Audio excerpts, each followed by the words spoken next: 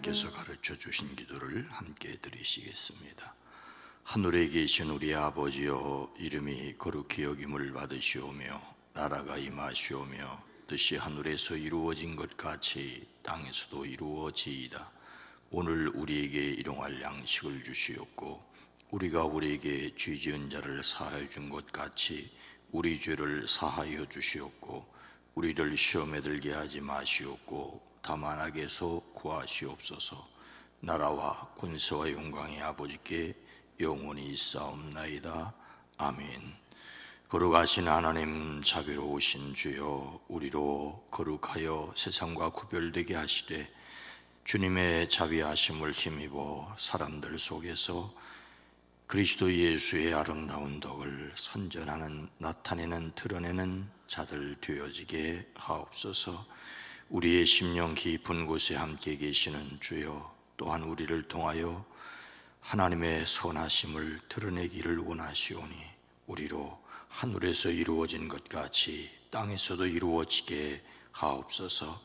이제 우리에게 2021년 7월로 나가시고 오늘 내일 며칠 남지 않은 일들, 또 오늘 가정에서 일터에서 마지막으로 일하는 최선의 일들을 주여 지켜주시고 복되게 하옵소서. 코로나19 감염병의 기승과 무더위에 지치는 사랑하는 이들 마음까지 무너지지 않게 하시고 특별히 찬송하며 기도하며 예배함으로써 하나님을 경험할 수 있게 하옵소서. 연약한 지체들을 강건하게 하옵소서. 주여, 십자가의 은혜로 더욱 굳게 서게 하옵소서. 오랜 기도, 간절한 기도 위에 주의 손을 더하여 주시옵소서. 예수님의 이름으로 축복하여 간절히 기도드리옵나이다. 아멘.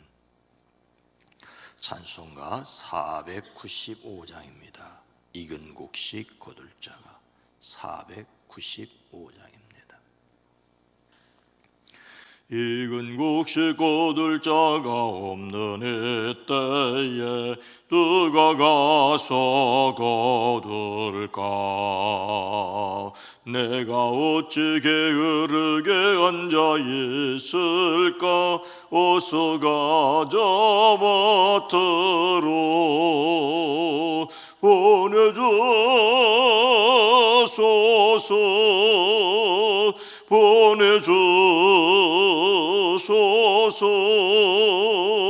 재단 숯불 내 입술에 대니 어찌 주저할까? 주여 나를 보내주소서. 주가 두루 다니시며 일꾼 부르나 따르는 자 적도다. 보라, 주의 사랑하는 익은 곡식을 어서 거두러 가자. 보내주소서.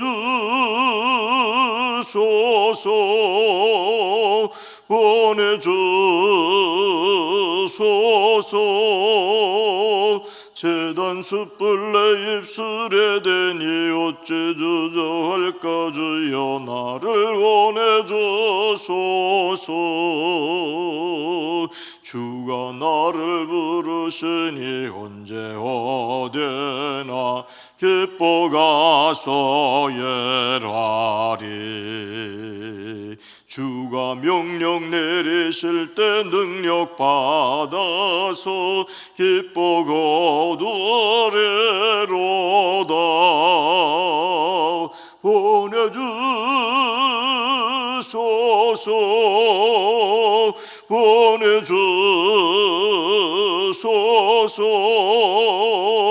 재단 숯불 내 입술에 대니 어찌 주저할까? 주여 나를 보내주. 주가 나를 부르시니 언제 어디나 기뻐 가서 일하리. 주가 명령 내리실 때 능력 받아서 기뻐 거두리로다. 보내주소서. 보내주소서. 제단 숯불 내 입술에 대니 어찌 주저할까. 주여 나를 보내주소서. 아멘.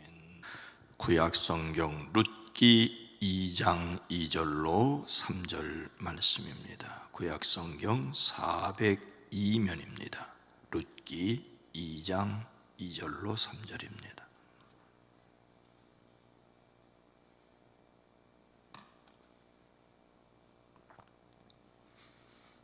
룻기 2장 2절과 3절 말씀을 함께 읽습니다. 모압 여인 룻이 나오미에게 이르되 원하건대 내가 밭으로 가서 내가 누구에게 은혜를 입으면 그를 따라서 이삭을 주겠나이다 하니 나오미가 그에게 이르되 내 따라 갈지어다 하매 룻이 가서 베는 자를 따라 밭에서 이삭을 줍는데 우연히 엘리멜렉의 친족 보아스에게 속한 밭에 이르렀더라. 아멘. 오늘도 예수 그리스도 안에서 승리하시기를 주의 이름으로 축복합니다. 예배당 안에서 예배드릴 수 있는 인원에 대해서 방역본부의 이야기가 조금씩 변경되기 때문에 조금은 혼란스러운 것이 있습니다. 현재는 예배당 각 실에 19명입니다. 예배당 각 실에 19명. 우리 같은 경우에 3층에 19명, 5층에 19명, 1층에서 예배를 드린다면 텔레비전을 놓고 또 19명 드릴 수 있습니다. 1부 예배, 2부 예배, 3부 예배 각 층에서 19명씩은 드릴 수 있습니다. 결혼식장, 장례식장은 50명씩 들어간다면서도 예배당은 크든지 작든지 또 여전히 그렇습니다. 그러나 그것이 현재 규정이고 그것을 때문에 일단의 일선 행정기관과 다툴 필요는 없겠습니다. 하지만 제가 이렇게 예배를 인도하지 않는 이상, 예배를 인도하지 않으면 이 예배당에 각각 100명이 들어와서 개인이 기도를 할 수 있습니다. 예배를 인도하는 시간만 그렇습니다. 그런데 성도들이 예배 시간만 올 줄 알지 평소에 기도할 줄은 모릅니다. 예배가 인도하지 않는다면 이 예배당에 100명이 들어와서 각각 기도하는 것을 법적으로 막을 수가 없습니다. 좀 성도님들이 지혜로우면 좋겠습니다. 때는 이스라엘 역사에서 사사시대였습니다.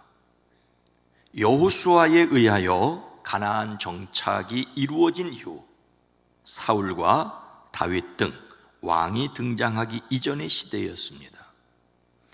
사사들이 백성을 다스리며 재판하였습니다. 사사는 항상 늘 어느 지역에 군림하였던 것이 아니라 적이 침략하거나 어려운 일이 생길 때에 등장하였습니다. 드보라, 기드온, 삼손 등이 대표적인 사사이지요. 사사들이 다스리던 시대에 그 땅에 기근이 들었습니다. 유다 베들레헴 땅에 살던 엘리멜렉이 아내 나오미와 두 아들 말론과 기련을 데리고 기근을 피하여 모압 지방으로 건너가 살게 되었습니다. 안타깝게도 그 땅에서 가장 엘리멜렉은 죽고 나오미는 모압 여자를 두 아들의 아내로 맞았습니다. 두 며느리의 이름은 룻과 오르바였지요. 나오미의 가족이 10년쯤 모압 지방에 살 때에 그의 두 아들 말론과 기련도 죽었습니다. 나오미는 남편에 이어 두 두 아들마저 잃고 홀로 남았습니다. 때마침 베들레헴에 풍년이 들었다는 이야기를 듣고 두 며느리와 함께 베들레헴으로 돌아오기 위해 길을 나섰습니다. 하지만 중도에서 나오미는 두 며느리에게 그들의 친족 모압 족속에게로 돌아가라고 부탁을 하지요. 며느리 오르바는 시어머니에게 입을 맞추며 작별 인사를 하고 떠났습니다. 그런데 며느리 룻은 오히려 어머니 곁에 더 달라붙었습니다. 나더러 어머니 곁을 떠나라거나 어머님을 뒤따르지 말고 돌아가라고 강요하지 마십시오. 어머님이 가시는 곳에 나도 가고 어머님이 머무시는 곳에 나도 머물겠습니다. 어머님의 결례가 내 결례이고 어머니의 하나님이 내 하나님이십니다. 나오미는 룻이 자기와 함께 가기로 굳게 마음먹은 것을 보고 그 이상 말리지 않았습니다. 이렇게 나오미는 모압 여인인 며느리 룻과 함께 모압 지방에서 유대로 돌아왔습니다. 그들이 베들레헴에 이르렀을 때 보리를 거두기 시작할 무렵이었습니다. 룻은 시어머니 나오미에게 무엇을 요청하였습니까? 2절 전반절 말씀입니다. 모압 여인 룻이 나오미에게 이르되 원하건대 내가 밭으로 가서 내가 누구에게 은혜를 입으면 그를 따라서 이삭을 줍겠나이다 하니, 룻은 나오미에게 이삭 줍기를 요청하였습니다. 모압 여인 룻이 나오미에게 말합니다. 밭에 나가 볼까 합니다. 혹시 나에게 잘 대해주는 사람을 만나면 그를 따라 나가서 떨어진 이삭을 주울까 합니다. 룻은 나오미에게 원하건대라고 말을 시작하지요. 룻이 이렇게 말한 것은 예의를 갖춘 요청입니다. 즉 원하오니 내가 그 밭에 가서 밭에 가게 해 주십시오라는 말이죠. 이것은 존경의 대상이나 권위를 가지고 있는 사람에게 순종과 태도의 겸손의 태도로 무엇을 요청하는 것입니다. 룻은 나오미에게 공손한 태도로 자기 뜻을 말하고 허락을 기다렸습니다. 이것은 마치 모세가 그의 장인 이드로에게 요청하였던 것과도 같습니다. 모세는 장인 이드로의 양떼를 치고 호렙산에서 그를 애굽으로 보내시는 하나님의 음성을 들었습니다. 처음에는 못 간다고 거절하였지만 마침내 모세는 순종합니다. 그리고 집으로 돌아가 장인 이드로에게 애굽으로 가는 것을 허락하여 주기를 요청하였습니다. 내가 애굽에 있는 내 형제들에게로 돌아가서 그들이 아직 살아 있는지 알아보려 하오니 나로 가게 하소서. 나로 가게 하소서. 이드로는 모세에게 평안히 가라며 작별 인사를 나누었습니다. 모세가 분명한 자기 뜻을 가지고 그러나 장인 이드로에게 허락하여 주기를 청하였던 것처럼 룻 역시 분명한 자기 뜻을 가지고 그러나 시어미 나오미에게 허락하여 주기를 청하였습니다. 사실 모세는 이드로가 허락하든지 않든지 하나님의 명령에 따라 애굽으로 가야 했습니다. 하지만 길을 떠나기 전에 이드로에게 그 이야기를 하고 상의를 했다고 하는 것을 기억해야 합니다. 룻 역시 자기 뜻을 분명히 밝혔지만 집안의 어른이자 자신이 모압에서부터 전적으로 의지하여 따라왔고 그가 모든 일을 상의해야 할 시어머니 나오미와 지금 상의하는 것입니다. 룻은 나오미를 섬기기 위하여 먼저 나오미와 상의하였습니다. 아무리 나오미를 위한 일이라고 할지라도 나오미 모르게 나오미를 무시하고 하지 않았다는 것입니다. 룻이 이스라엘 안에서 이방인의 처지로 어떤 보호도 받을 수가 없었습니다. 그러나 자신의 생활을 비관하지 않고 힘든 삶에 당당히 싸우는 자세를 볼 수 있습니다. 다른 사람이 자신에게 구제의 손길을 베풀기 전에 작은 힘으로나 최선을 다하여 자신의 힘으로 시모를 정성껏 봉양하려 하였습니다. 룻은 누구에게 은혜를 입으면 그를 따라서 이삭을 줍겠나이다라고 하였습니다. 룻이 자신이 이삭을 주려 나가는 그 일은 누구에겐가 은혜를 입어야 한다는 것을 알고 있었습니다. 율법 규정에 이런 내용이 있습니다. 밭에서 난 곡식을 거두어 드릴 때에는 밭 구석구석까지 다 거두어 드려서는 안 된다. 거두어 드린 다음에 떨어진 이삭을 주어서도 안 된다. 이 규정은 가난한 사람들을 배려하려는 규정입니다. 포도를 딸 때에도 모조리 따서는 안 되고 포도밭에 떨어진 포도도 주어서는 안 된다고 하였습니다. 마치 우리 풍습에 감나무에 모든 감을 다 따지 않고 소위 까치밥으로 남겨두었던 것과 같습니다. 가난한 사람들과 나그네 신세인 외국 사람들이 줍게 남겨두어야 한다는 것입니다. 모압 여인 룻이지만 나오미에게 들었던지 어쨌든 이런 율법의 규정을 알았고 그래서 은혜를 입으려고 한다고 하였습니다. 룻은 이스라엘의 율법과 풍습을 잘 알고 있었고 나가서 하나님의 은혜를 입으려는 믿음을 가졌습니다.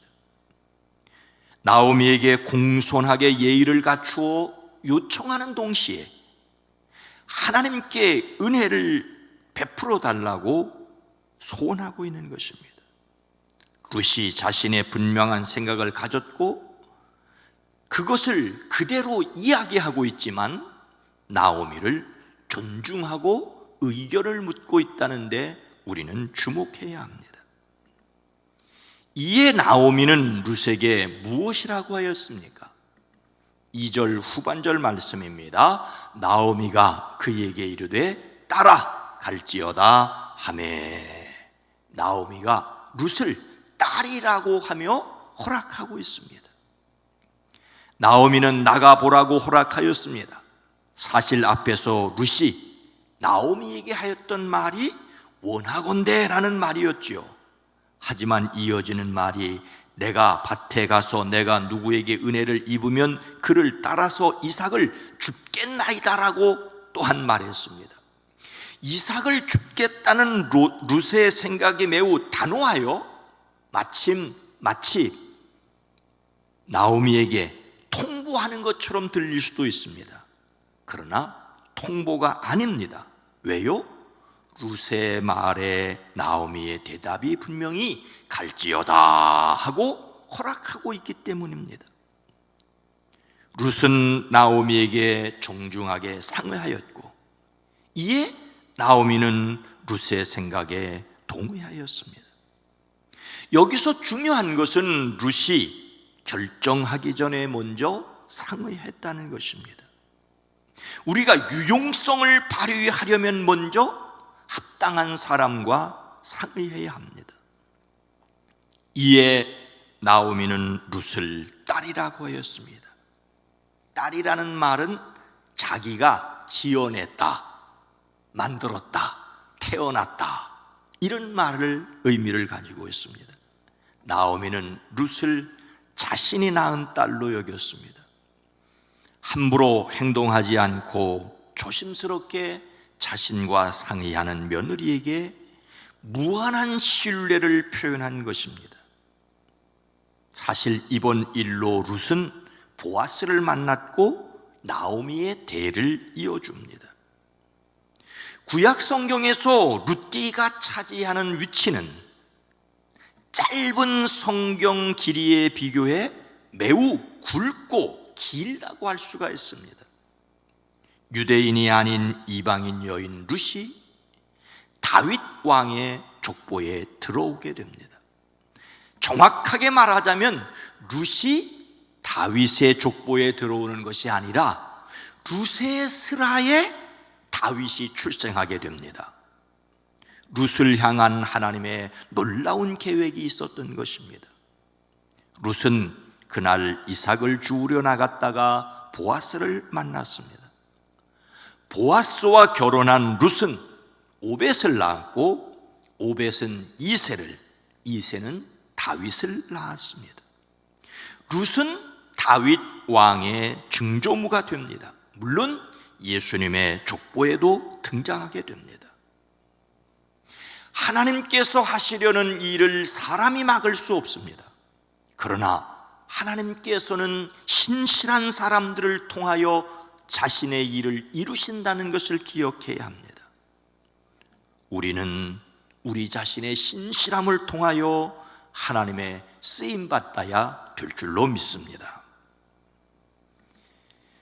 예수님은 사람들의 만류에도 불구하고 하나님께서 보내신 사명에 충실하였습니다.